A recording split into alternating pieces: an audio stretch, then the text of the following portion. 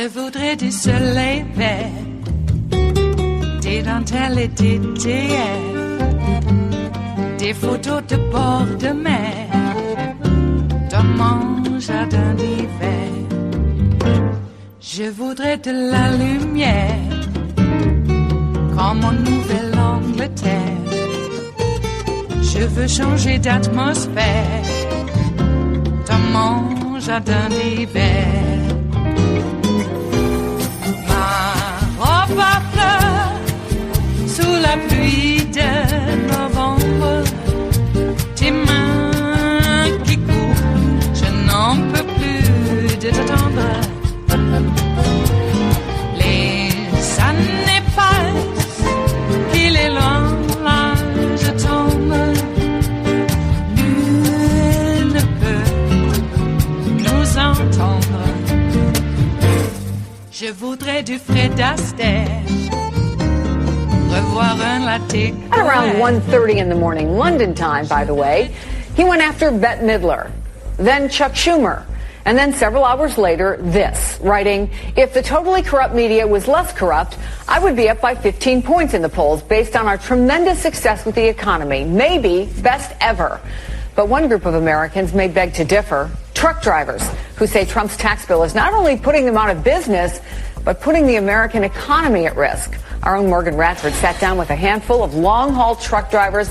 What did they have to say? They had a lot to say, Chris. You might actually be surprised to find out that trucking is a $725 billion industry, and 1 in 16 jobs in the U.S. goes to a trucker. But this particular group, who I spoke to in Jackson, Georgia, they say the promises made by the president to put them first weren't exactly the promises kept. So they started a protest and are now sounding the alarm that the rosy economic picture the president is now painting is not exactly what they're seeing through the windshield.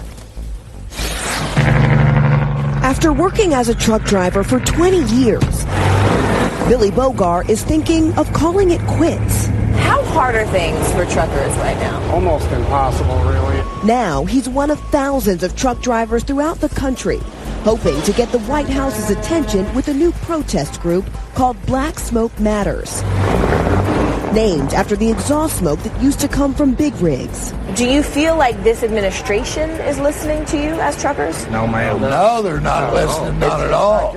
A mix of Republicans, Democrats, and independents. How many of you voted for the president in the last election? 1, 2, 3. Many of their complaints are unique to trucking, like parking costs and a lack of training for new drivers. You'll receive. But they say some of their issues affect all Americans, like the Republican-led tax bill. How many of you, by a show of hands, saw your taxes increase this year? Oh, they all went up, yeah. 1, 2. Yeah, this year they went up. 1, 2. Yeah. All of you? So most of you saw your taxes increase. The reason? Something called a per diem. In the past, truckers could deduct things like food and daily expenses from their taxable income. Now, with Trump's new tax bill, they no longer can. I have a young family at home, and with our per diem, they took the per diem out. That made an $8,000 difference. $8,000? What I personally paid. So what were you paying in taxes last year? Nothing. A hit that comes especially hard after promises made by the president. America first means putting American truckers first. You said you also believe the president would help truckers. Do you think he's doing a good job now? No, I don't. I mean, there's nothing that he's doing to help us out here in any way possible. I mean, none. Mr. Trump ran on the platform of doing away with Obama bad regulation. Well, he quite well done that for, I'm going to say corporate America, but us blue-collar America, we've got regulations that we had when Obama was in office. And I would like to ask him, why didn't he do away with the bad regulations for us, the independent owner operator? A trend they say should be concerning for everyone. Have you all ever thought about quitting? Yes, every day. Every day. Every day. We want the American dream. We want to be part of having to be able to strive to do better, to take care of our families, and do a good job for the American people. The American dream is getting further away. It's really becoming unattainable. Yeah. Whether you're at home or on the road. $8,000. Wow, Morgan. So what has the White House said about all of this, especially about those per diems? So the White House said that based on recent rate cuts, as well as enhanced child tax credits, it should basically offset the need for those deductions. But they said that they are willing to work with Congress to help any of those truckers who are seeing those lack of deductions. That's a lot of money. I'm curious if any of the three who say they voted for Trump will vote for him again. They said they certainly do not think that he is going to have their vote, but they are still waiting to see. It is Thursday, the 6th of June of 2019, and you are in West Coast Cookbook and Speakeasy. I am your chef de cuisine, Justice Putnam, and our daily special is Metro Shrimp and Grits Thursdays. A little bit of jambalaya, a little bit of spice in your life. Indeed, folks. Wow. Well, it looks like Trump has left Europe. I don't know if he's actually touched down back in the States yet, but he's on his way, completely convinced that all those people out there protesting were cheering him. Well, they were cheering him of a sort. Yeah. Look, the guy thinks his hair looks great. Obviously, he's going to think all those teeming crowds yelling F Trump were basically kneeling and genuflecting to him and tapping their hearts 3 times because he is the manifestation of God on earth. Just ask him. He'll let you know. Well, let's see. Kept the greatest generation waiting at the D-Day Memorial, the 75th anniversary of D-Day. What's left of the greatest generation who fought that battle were there. He kept them waiting so he could have a little sit-down with Laura Ingraham. And Fox put their little interview box, so they could have the crosses at the American Memorial there, the National Cemetery, the American Cemetery, as a backdrop. And everybody got to see Donald delaying an already delayed ceremony. Yep, they love him, don't they? They just love him. Ask Donald. He'll tell you. Everybody loves the Donald. Everybody. And if you don't, you're a stone cold loser. I actually heard that Stone Cold Steve Austin wants his nickname back. Or maybe he doesn't. What's on the rest of the menu here? Well, there's so much more out in the world that we could be speaking of. And in fact, there is actually some other interesting tidbits of information and breaking news that we probably should touch upon. Looks like Trump has made it official. July 4th is no longer going to be Independence Day. No. It will be Genuflect to Dear Leader Day. And if you don't genuflect, you're a stone-cold loser. Yep. We should remember, for those of us who lived through it, and those of you who didn't, well, here's a little other tidbit of information, a little bit of breaking history for you. Nixon tried it. Times were a bit different then. It did result in pretty much of a riot, and I should also specify the riot was caused by the group known as the Crew Cuts. There were the long hairs, and there were the Crew Cuts. You figure out who was who. All right? I think you can figure it out. Yeah, the long hairs were the anti-war demonstrators. The reason there was such a blowback against Nixon wasn't just because, he was an idiot, but he was an idiot for a long time. And people have long memories, especially the long hairs. It's been said, I think, actually, it was mentioned by Bob Dylan, the more hair you have on the outside, the less hair you have on the inside. The more hair you have on the inside muddles up your thinking, so you might as well get that muddled thinking out. Get your hair long. Frees up your mind, doesn't it? And the long hairs had a very long memory, whereas the Crew Cuts did not. So that was a big anti-war protest in the National Mall. The Crew Cuts didn't really care for the long hairs disrespecting the office of the presidency. meaning the cult of Nixon. And then they proceeded to bash the heads of the hippies, kick the hippies. Do you think that just came out of a vacuum? Where did the concept of kick the hippie come from? Yes, from actually kicking hippies who just happened to be anti-war protesters. Nixon, a day or a couple of days before, had gave a national address in which he was escalating the war in Vietnam. And then in all the mix of that was discovered that there was also some secret bombing in Cambodia, which was against the law. But, come on, it's just a bunch of Cambodians. Who cares about them? Especially when you're trying to stop communism. Blow up the church to save the nation. Gee. Well, so I don't know if a full-scale riot would occur in this day and age. There may be some demonstrations there, but I actually think that there's going to be well, look, part of the crew cuts were members of the D.C. police and the U.S. Park Police back in the day. I actually think that there's going to be a little bit more than policemen involved in the security of the National Mall, or, the whole area in which they're going to be celebrating, genuflected Dear Leader Day. There will be fireworks. That has been promised. We'll just have to find out the next day. And, well, actually, we'll find out during live Twitter what kind of fireworks they will be.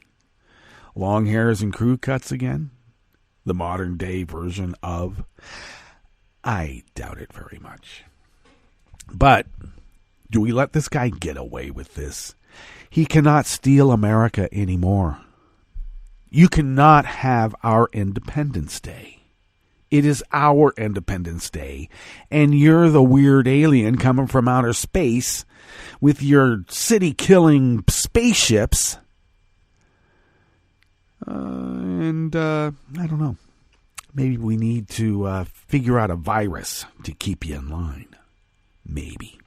Okay, what's on the rest of the menu here? Well, at the top, of course, that was a group of long-haul truckers, some of whom even voted for Trump, who just found out that the Trump tax scam is a scam, and they got scammed by a scammer, and that is such a bummer. It really is. On the rest of the menu in the Bistro Cafe of West Coast Cookbook and Speakeasy, Metro Shrimp and Grits Thursdays, by the way. In an effort to appease religious extremists, Trump put an end to vital research into cancer, Alzheimer's, and HIV. Hey, he's under a higher calling, and that higher calling is really more money in his pockets. The Trump administration won't let detained refugee kids have education and playtime anymore. Not only that, I just saw coming across the transom, he's cut off legal aid for them as well. They're not people. And in a speech to agency science advisors, EPA Chief Andrew Wheeler attacked the media for reporting on what Andrew Wheeler says. Can't have that. After the break, we then move to the chef's table, where the new Romanian president asked the ruling party to revise its controversial justice laws in one of the most corrupt states in the EU. And U.S. refiners warned Trump that Mexico tariffs could result in higher fuel prices just as the summer holiday kicks into gear. What gear? Well, it starts off in first and works its way right up the tree. All that and more on West Coast Cookbook and Speakeasy. Bon appetit.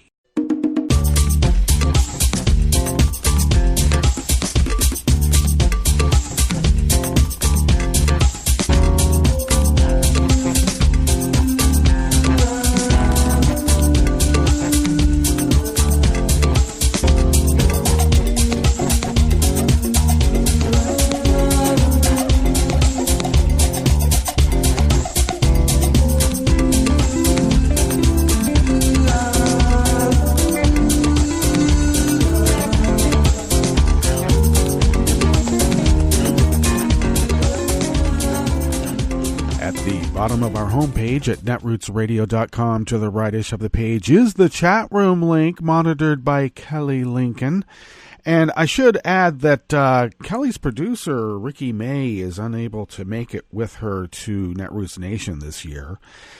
So she being Kelly's going to need a little bit of help with the room costs. So if there's anybody out there who is attending Netroots Nation this year and would like to save some money on the hotel room and share it with Kelly, she's at the Doubletree, apparently within walking distance, around 3,000 feet. Maybe it's around 4,000 feet, but somewhere between 3,000 and 4,000 feet. That's pretty close. That's walking distance for a lot of people.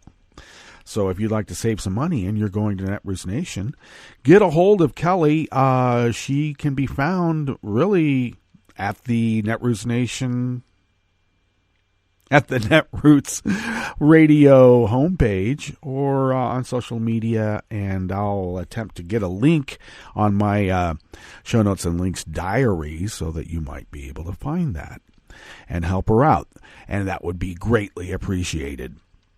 To the leftish of the chat room link is the link for our Patreon account. And yes, Netroots Radio does need some funds also, not only to pay our bills, but we are accumulating funds in which to purchase newish machinery. And it takes a little bit of a while, but these workhorses have been working so hard, and they're going to have to, slow down and not necessarily be put to pasture, but not work as hard. And as we phase them out into another part of whatever their existence is. 8 years of continuous resistance broadcasting here at Netroots Radio this year. We're celebrating 8 years. And machinery does wear out. Why? I guess it's been planned that way. But thank you for your generosity, and we will continue resisting as the founders originally intended all those many years ago. If you would like to follow Netroots Radio on Twitter, you can do so at Netroots Radio. Tom takes care of that. I take care of at Justice Putnam, and I also post the show notes and links diary on Daily Co's about 10 minutes before showtime. And then I get the links to that on social media within that window. I do. You can also follow the show on Twitter at Cookbook West. Pick up podcasts by way of Spreaker, Stitcher, TuneIn, iTunes, iHeart, YouTube, and really wherever podcasts can be found. Really. I made somewhat of a joke yesterday. I don't know if it was appropriate or not, but this whole concept of straight pride seems really crooked to me. Really. Anything that says straight pride, you need to celebrate your straightness. I thought you celebrated every day of your life because you consider it normal. So it's just funny how some family members, not the immediate family, but some family members, I don't know, just they don't read the whole thing, or they're programmed to see something in print that's not there. It's just so weird. So I made this stupid joke in faux celebration of straight pride on Facebook, which is, where the family likes to hang out. And every now and then I like to, stick it to them. So my joke went this way. I finally came out of the closet. After all these years, I can't deny what I really am. And I've been a closet heterosexual for all these years. I actually starting to feel pretty good about myself. I think I'm going to make it. I think I'm going to be okay. So now the members of the family are getting a hold of the immediate family. All the titter is saying, we just knew he was gay. Well, even if I was, would that make me a bad person? Come on.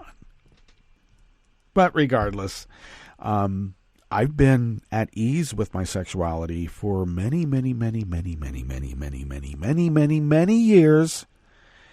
And I just always want people to be comfortable with themselves, to be themselves, to stop denying what it is that they are. I think that's better for people. If you're straight, That's fine. It's okay. If you're gay, that's fine. It's okay. Trans, it's okay. You have brown hair, you don't need to dye it unless you want to. You can. That's your choice. And there's a choice in all of this. And I would say the choice to be happy is always a better choice than the choice that, you can make that makes you not happy. So be happy. Be happy with yourself.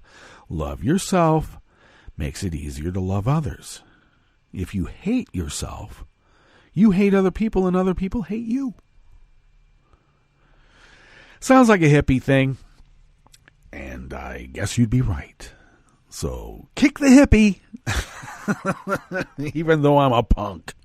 That's the other thing extended members of the family are just now figuring out. Well, let's get into this first offering here in the Bistro Cafe at West Coast Cookbook and Speakeasy. Metro Shrimp and Grits Thursdays. A little bit of jambalaya. A little bit of spice in your life. Okay, Dan Desai Martin out of Share Blue Media brings us this.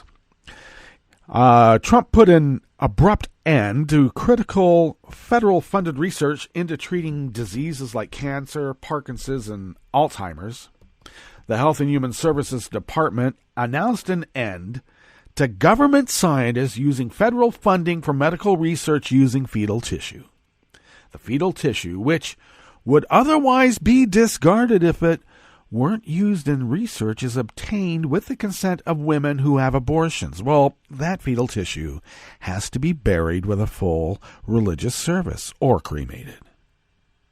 That's the only way to consecrate the fetal tissue. While the announcement came from HHS, a White House spokesperson made clear that this was Trump's decision and not that of other top officials. Wow. The buck stops with Trump. I've never heard of that. That's crazy. He'll be blaming somebody else. An aide put it in there. According to the policy change, some research currently in progress can continue, but under stricter scrutiny by an increasingly anti-science administration. Yeah, he's over there trying to convince Prince Charles that climate change doesn't exist. And I guess not realizing that Prince Charles has actually written what? I mean, just on the subject of climate change. I'm not talking about all of his other scholarship. He's written a half a dozen books. I wonder if Trump put on his bowler hat, supposedly from Winston Churchill. You know how many books Winston Churchill wrote? How about Teddy Roosevelt? Now, those were presidents and chancellors and prime ministers and men who had a certain learned background, unlike Donnie Two Scoops. Scientists within the administration advised against such a drastic and anti-science restriction, which the administration hinted it was considering last November. The broader scientific and medical community is also speaking out to highlight the harm Trump's decision will cause. The ban on fetal tissue research is akin to a ban on hope for millions of Americans suffering from life-threatening and debilitating diseases. Lawrence Gostin, a professor focused on public health law at Georgetown University, told the New York Times. Now, of course, a ban on hope? The black guy gave people hope, and we have to have a ban on that. So this is a feature, not a bug. Lawrence Gostin, professor. He continued, it will affect everything from cures for cancer and HIV through to Parkinson's and dementia. But Trump ignored the expertise of medical and scientific professionals because they don't give him any money, and the evangelicals do. The science people actually criticize Trump, and the evangelicals, the white evangelicals, by the way, stroke his ego, which soothes his soul.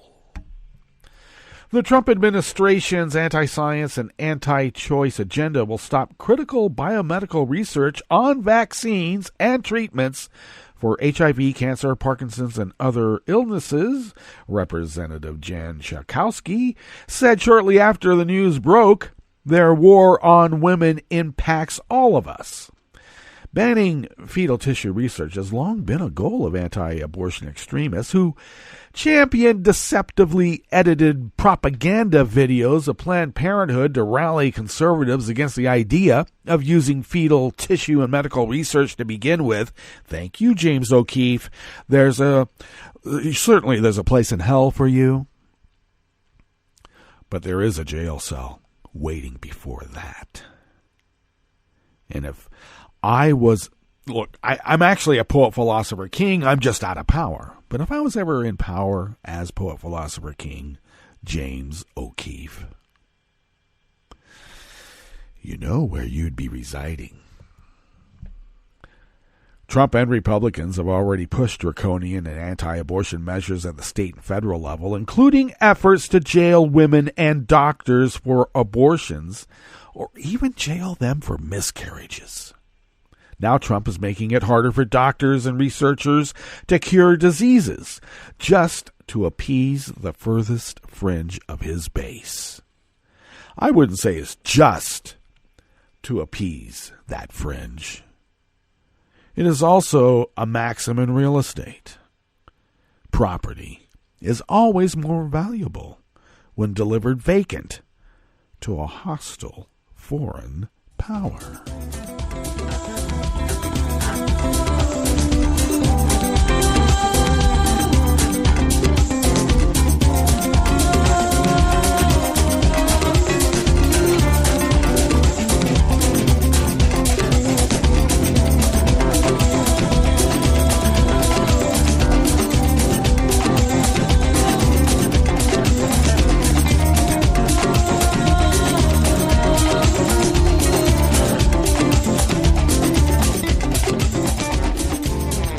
Dan Desai Martin of Share Blue Media also brings us this next offering here in the Bistro Cafe of West Coast Cookbook and Speakeasy.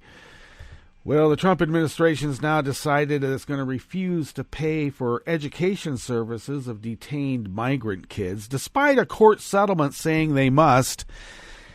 And as I mentioned earlier, and this is not part of this particular story, but it looks like the Trump administration has also, in another act of cruelty, decided that detained migrant kids don't get legal counsel either. Disregarding the fact that anybody who is on American soil falls under the aegis of our laws, in which everybody is innocent until proven guilty, and everybody is due legal counsel. Trump has always said he wants to get rid of the judges, the immigration judges. There's just too many. There's not enough, actually. But he doesn't want judges. He doesn't want law and order. He wants his order that will then be the law. It's ratcheting up its cruelty with a letter to detention facilities saying the federal government will no longer cover the cost of educational and recreational services. HHS confirmed the letter, first reported by Patrick Michaels in a statement to the Post, that being the Washington Post, saying that the Office of Refugee Resettlement has already stopped providing funds for activities deemed not directly necessary for the protection of life and safety, including education services, legal services, and recreation. No recess for you, you little brat. You wanted to come to America to make a better life for yourself? Oh, you didn't have a choice. You just came with your parents because they wanted you to have a better life? There's no better life in America. Not for you. We're coming after Stephen Miller. I swear to God, no pun intended. According to HHS, licensed facilities contracting with the federal government to house migrant children will no longer be allowed to bill for those services retroactive on May 22nd. Now, this is a congressional order. I must remind folks, people can go to jail for this. And by God, they better.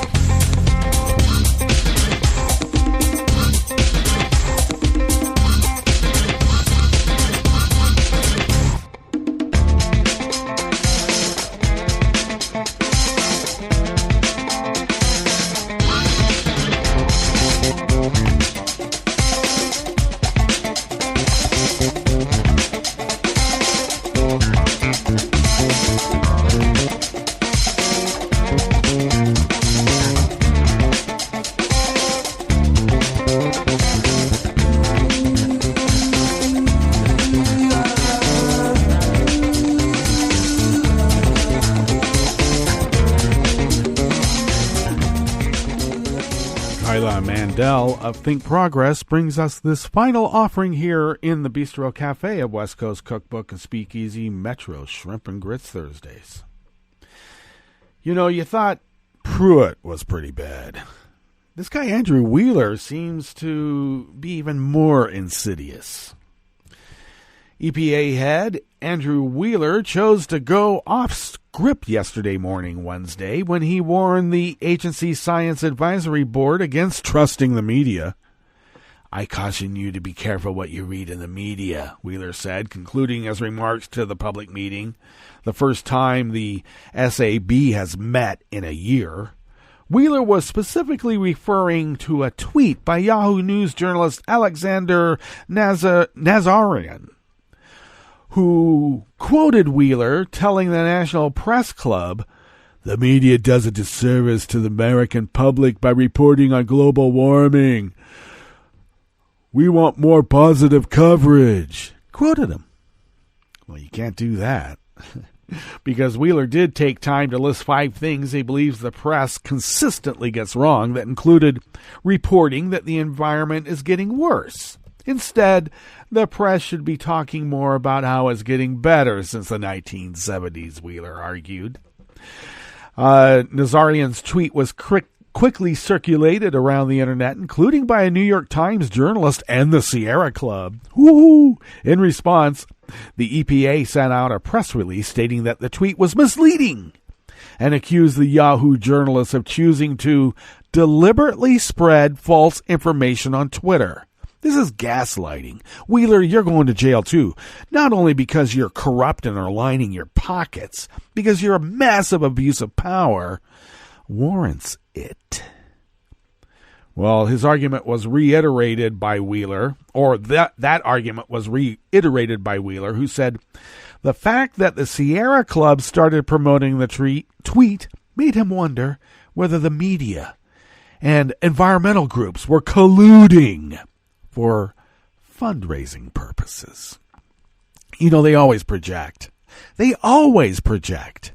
They always fundraise off of any calamity. They fundraise off anything that a liberal might do. A liberal sneezed, you got to give us money to keep the liberals from sneezing. Under the Trump administration, the EPA has actively worked to roll back environmental protections, often in line with fossil fuel or other industry interests. Most recently, this includes challenging the underlying risk calculations that support clean air rules. The media has played a critical role in reporting on and investigating not just these various policy decisions, but also potential ethics controversies and conflicts of interest plaguing the agency. And that's why Wheeler told his Science Advisory Board, "Don't trust the media because I'm lining my pockets at the expense of the American public by aligning myself, colluding with fossil fuel industries and others because it's the American way." Now, he said to the scientists, urged them to not trust the media and to come to him or other top EPA officials if they had questions or concerns. Because how else will he be able to purge you quick if you have a disagreement with his worldview? Now, of course, we know that all of this is part of a larger confrontational relationship with the press that's been promoted by Trump, who consistently calls the media fake news and has repeatedly encouraged violence against the media.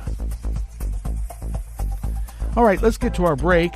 And when we come back from that break, we are going to go through weather from around the world and finish up with the stories that we've curated for you today. You are listening to West Coast Cookbook and Speakeasy, and we will be right back. You are listening to netrootsradio.com. Please hang up and try again.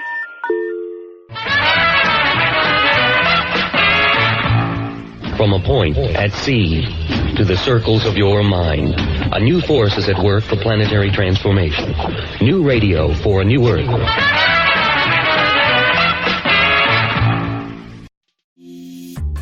This program is presented by the Centers for Disease Control and Prevention. Heart disease and stroke can be catastrophic. They're leading causes of death, disability, and healthcare spending in the U.S., yet they're largely preventable. Alarmingly, heart disease and stroke are taking a toll on middle-aged adults 35 to 64, with over 800,000 deaths and hospitalizations in 2016. Million Hearts is a national initiative focused on preventing 1 million heart attacks, strokes, and other cardiovascular events by 2022. Coordinated actions by Million Hearts partners in communities, healthcare, and public health will keep people healthy, optimize care, and improve outcomes in populations at risk. Everyone has a part to play. Focus on the ABCs of heart health. A. Aspirin use when appropriate. B. Blood pressure control. C. Cholesterol management. And S. Smoking cessation. To learn more, visit cdc.gov/vital signs. For the most accurate health information, visit cdc.gov or call 1-800-CDC-INFO. This program is presented by the Centers for Disease Control and Prevention. Pools, water parks, and other recreational water venues are popular places to relax and stay cool, but they can be sources of serious illness. Since 2000, nearly 500 outbreaks have been reported at recreational water venues in the U.S., resulting in over 27,000 illnesses and 8 deaths. Most were caused by parasites, bacteria, viruses, or certain chemicals in the water. Parents with young children who have diarrhea should not allow their children to swim or play in the water. In addition, bathers should check the inspection scores of pools and water parks and can conduct mini inspections using test strips before getting in the water. A few simple precautions can allow you to share the fun, not the germs. Thank you for joining us on A Minute of Health with CDC. For the most accurate health information, visit cdc.gov or call 1-800-CDC-INFO.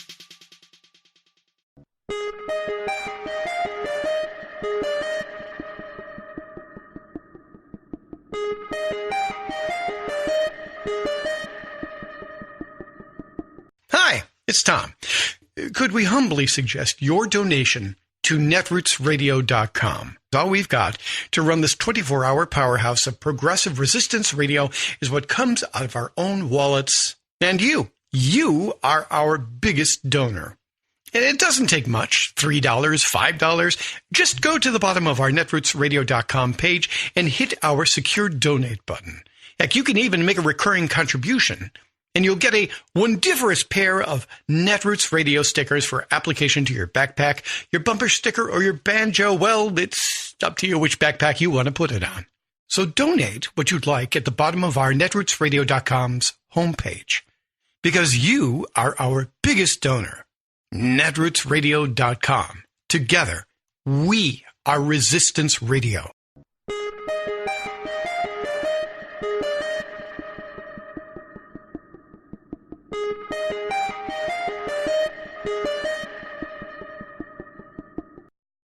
I'm Rick Smith, and this is Labor History in 2. On this day in labor history, the year was 1988. That was the day that between 2 and 3 million black workers went on strike in South Africa. The Congress of South African Trade Unions had called for 3 days of national peaceful protests. For 2 years, the government had declared a state of emergency. The emergency was used as an excuse to raid black trade unionists' office and jail union leaders. In early 1988, new legislation was proposed to weaken strikes, end sympathy strikes, and even hold unions financially liable for a company's earnings losses during work stoppages. The government also was cracking down against those who dared to speak out against the repressive apartheid system. The black trade unionists planned the stay away, as the action was called, to protest these tactics of their government. Workers ground work to a halt in many of the nation's major cities. Nearly empty trains arrived in the nation's largest city, Johannesburg. It is estimated that nearly 2/3 of black workers in these cities participated in the action. One group that did not participate were miners. Millions of miners had gone out on strike less than a year before. To drum up support for the stay-away action, the black trade unionists placed newspaper advertisements reading, "To support our struggle for democracy and the right to speak, meet, and organize for a democratic, non-racial future." The police cracked down on newspaper coverage of the general strike within the country. But despite this repression, the absence of millions of workers could not be missed. The action was part of labor's crucial role in the struggle to dismantle the apartheid system. Labor History in 2 brought to you by the Illinois Labor History Society and The Rick Smith Show. For more information, go to laborhistoryin2.com, like us on Facebook, and follow us on the Twitters at Labor History in 2. I read the news today, oh boy. It's time for Nicole Sandler's What's News from NicoleSandler.com and the Progressive Voices Network. Donald Trump has joined other world leaders in northern France to mark the 75th anniversary of the D-Day invasion. That's when Allied forces landed on the beaches of Normandy to push Nazi forces from France in the largest amphibious assault ever launched. Joining Trump and the other world leaders were 173 U.S. World War II veterans, including 65 who were there on D-Day. Back here at home, the Trump administration has begun cutting services for unaccompanied migrant children staying at federal shelters across the country. The Office of Refugee Resettlement started discontinuing funding for activities including English classes, recreational programs like soccer, and even legal aid. The discontinued services were deemed, quote, not directly necessary for the protection of life and safety. This according to Department of Health and Human Services spokesman Mark Weber. The move could violate a federal court settlement and state requirements that mandate education and recreation for minors in federal custody. YouTube announced Wednesday that it will remove thousands of videos and channels advocating bigoted ideologies such as white supremacy and neo-Nazism under a new policy to tackle extremism on the platform. The move comes as YouTube is facing intense scrutiny over its user standards. The policy will ban videos alleging that a group is superior in order to justify discrimination, segregation, or exclusion. In a blog post, the company continued, quote, it's our responsibility to protect that and prevent our platform from being used to incite hatred, harassment, discrimination, and violence. Speaking of real fake news, between 1981 and 1995, Donald Trump planted at least 5 fake stories in New York tabloids alleging that members of the British royal family were considering moving into his properties. CNN reporting Wednesday that the stories were allegedly spread by the con man himself. Trump even reportedly spread a rumor in 1983 that Prince Charles and Princess Diana were looking at buying an apartment in Trump Tower. All of the reports, however, were shut down by Buckingham Palace. Despite all those denials, Trump still told Howard Stern in 1993 that Princess Diana was once again looking to buy an apartment in Trump Tower. Quote, I hope she's she's really hot. She's gained 20 to 25 pounds. She looks great. There could be a love interest. I'd become King of England. King of England. I'd have to leave. I'd have to lose the New York accent quickly. Trump actually said those words on Howard Stern's radio show. So Elizabeth Warren held a town hall Tuesday night in Fort Wayne, Indiana, where she was asked about Joe Biden's stance in favor of the Hyde Amendment, which prohibits the use of federal funds for abortions, except in the case of rape, incest, and to protect the life of the mother. Here's her answer. Is Joe Biden wrong? Yes. So why is he wrong? Here's how I look at this. I've lived in America where abortions were illegal. Yeah. And understand this. Women still got abortions. Now, some got lucky on what happened, and some got really unlucky on what happened. But the bottom line is they were there.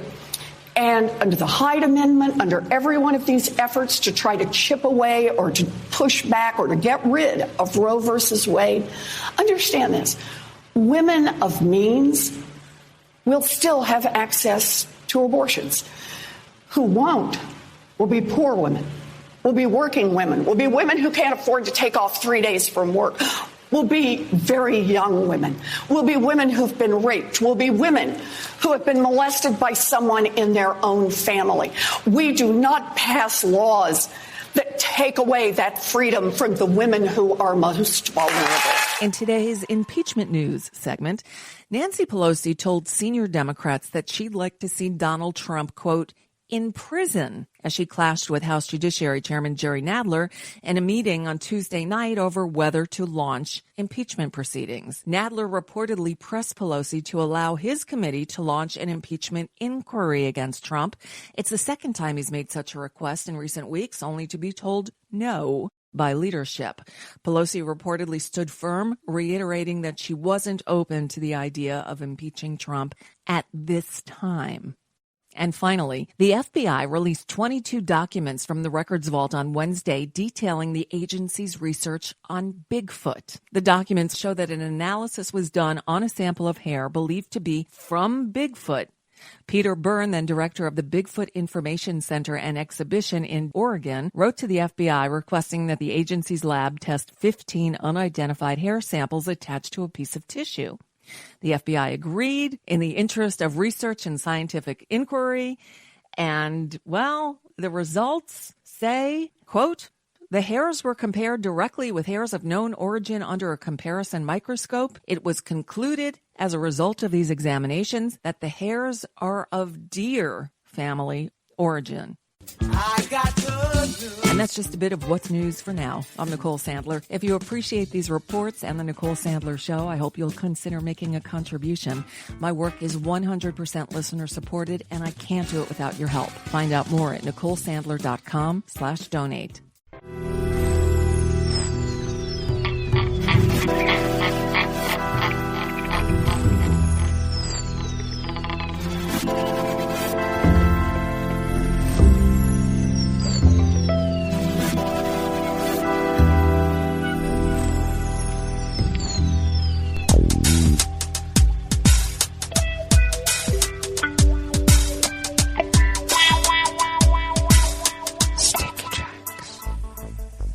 Thank you for accompanying us here to the chef's table at West Coast Cookbook and Speakeasy Metro Shrimp and Grits Thursdays.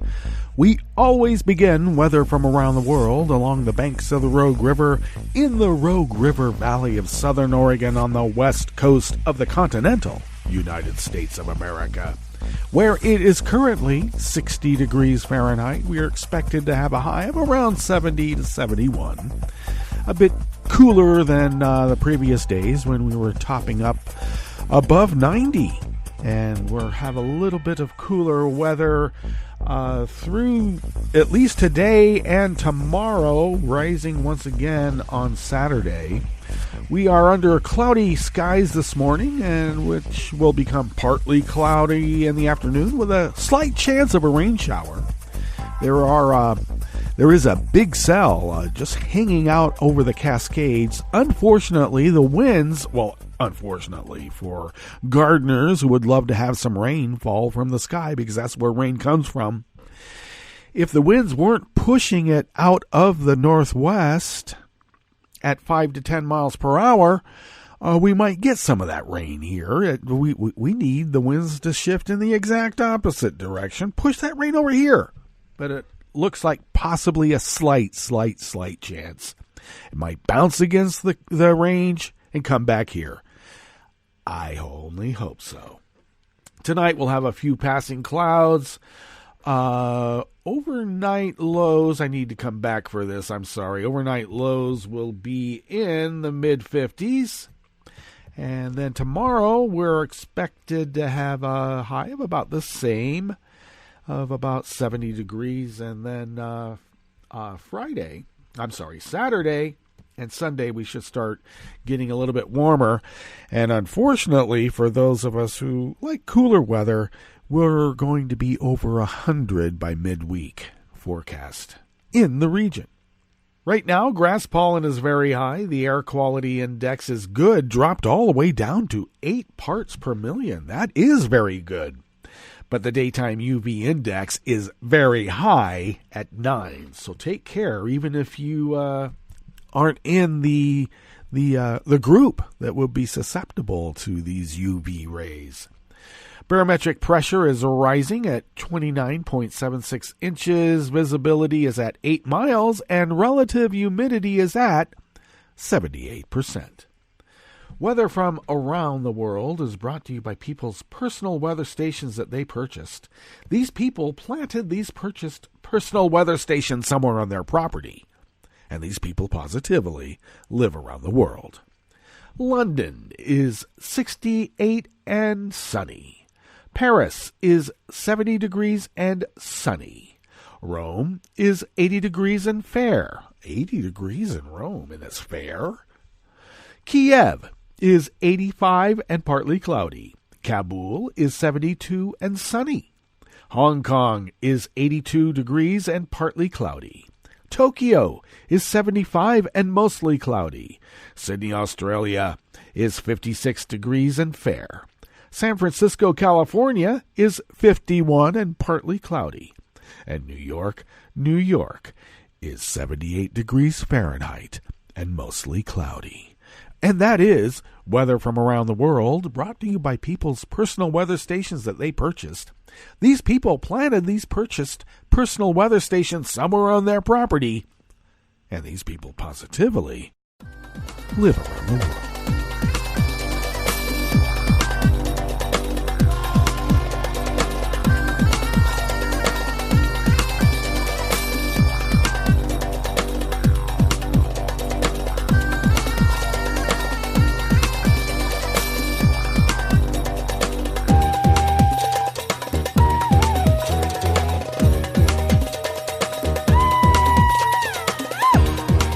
Anonymous worker bees at Reuters bring us this first amuse-bouche here at the chef's table at West Coast Cookbook and Speakeasy. Romanian President Klaus Iohannis asked the ruling Social Democrat Party, the PSD, to agree to undo changes to judicial legislation that have raised concerns about the rule of law in one of the European Union's most corrupt states. Since taking power in late 2016, the PSD has chipped away at the independence of the judiciary, prompting criticism from the EU and the largest street protests in decades in Romania. Voters punished the PSD in a May 26 European Parliament election, which the party lost to centrist groups. Romanians also overwhelmingly endorsed a non-binding referendum called by Iohannis to prevent the government from further changing legislation via emergency decree and from granting pardons and amnesty for graft convictions. Almost seems like the ruling party in Romania is almost like the ruling party in the Senate. Looks like they got their own mini Mitch McConnell, possibly. The party received another blow one day later when its leader, Liviu Dragnea, began serving a prison sentence for inciting others to commit abuse of office. Iohannis has held consultations with parliamentary parties this week about enforcing the referendum result. He also proposed a political pact across all parties that includes revising justice laws and decrees in agreement with recommendations from the European Commission and its advisory bodies. This would include revising a special prosecuting unit set up by the PSD to investigate potential abuses committed by magistrates, which Brussels and other diplomats have criticized as a way to put pressure on judges and prosecutors. In other words, investigate the investigators. Sound familiar? Romanians clearly voted and firmly against anti-European approach, Iohannis told reporters at the end of party consultations. We didn't enter the EU by accident or by mistake. We want to have the rule of law, an independent judiciary, good laws for the justice system. The PSD said in a statement they will analyze Iohannis' proposal before replying. The PSD supports political consensus on major topics of national interest, especially when such an initiative is real and not an election campaign gain. The leader of junior ruling coalition party, the ALD, Călin Popescu-Triacanu, rejected the president's proposed pact, calling it a ploy by Iohannis to win a second term in a presidential election later this year.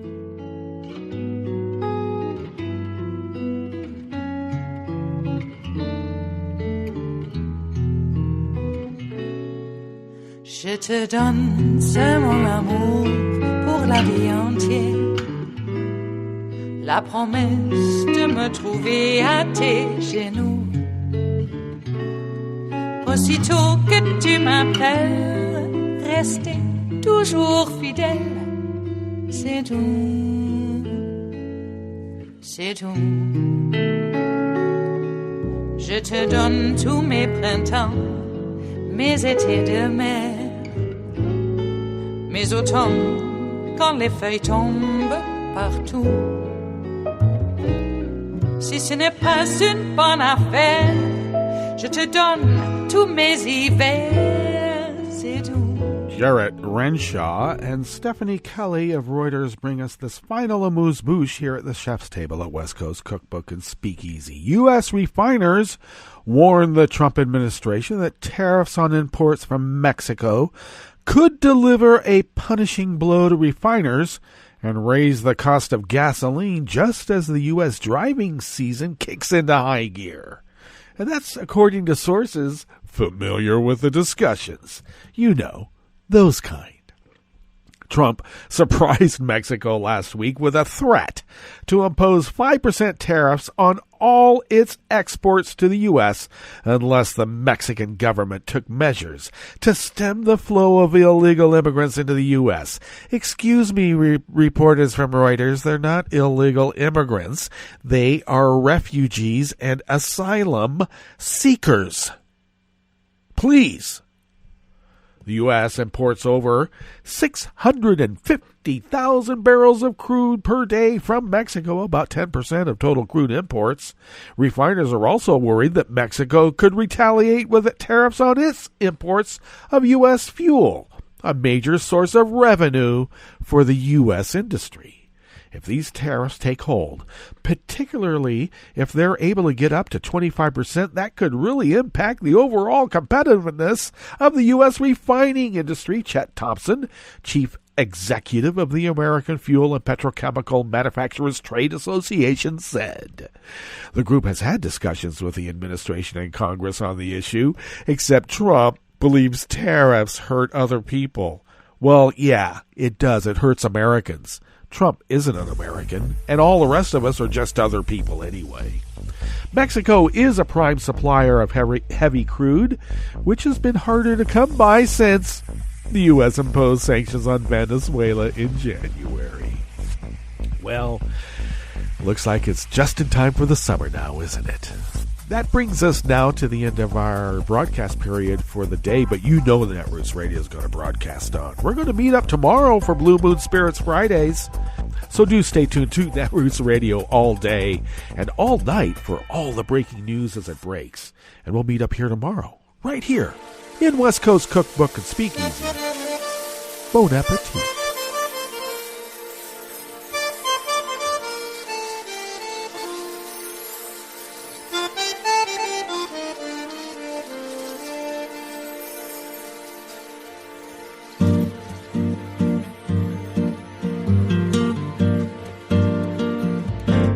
Je voudrais du soleil vert, des dentelles et des théâtres, des photos de bord de mer, dans mon jardin d'hiver. Je voudrais de la lumière, comme en Nouvelle-Angleterre. Je veux changer d'atmosphère, dans mon jardin d'hiver. À fleurs, sous la pluie de novembre, tes mains qui courent, je n'en peux plus de t'attendre. Les années passent, qu'il est loin, là je tombe. Nul ne peut nous entendre. Je voudrais du Fred Astaire, revoir un latte Goël. Je voudrais toujours te plaire,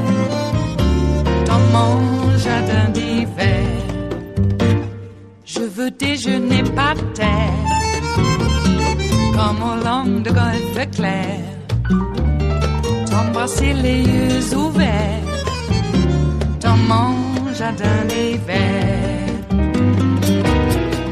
Ma robe à fleurs sous la pluie de novembre, tes mains qui courent, je n'en peux plus de t'attendre.